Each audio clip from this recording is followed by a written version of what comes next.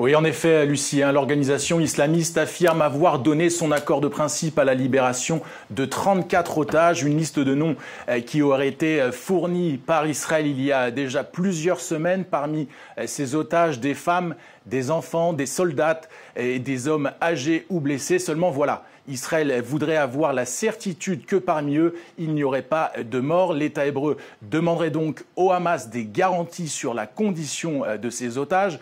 En échange, le Hamas demanderait de son côté une semaine de cessez-le-feu pour vérifier qui dans cette liste est vivant ou mort. Un accord est donc loin d'être conclu selon la plupart des observateurs et ici il ne règne pas un grand optimisme. Les négociations échouent depuis maintenant plus d'un an, depuis qu'avait été libéré en novembre 2023 une centaine de captifs israéliens en échange de prisonniers palestiniens et d'une trêve d'une dizaine de jours. Ces négociations ont tout de même le mérite d'avoir repris ces derniers jours à Doha au Qatar, sachant qu'elles sont évidemment indirectes, les deux parties ne se parlant pas face à face. Il reste, Lucie, actuellement dans les tunnels de Gaza aux mains du Hamas, 100 otages selon Israël, dont 2 détenteurs de la nationalité française et parmi ces 100 captifs, 36 sont considérés comme morts par l'État hébreu.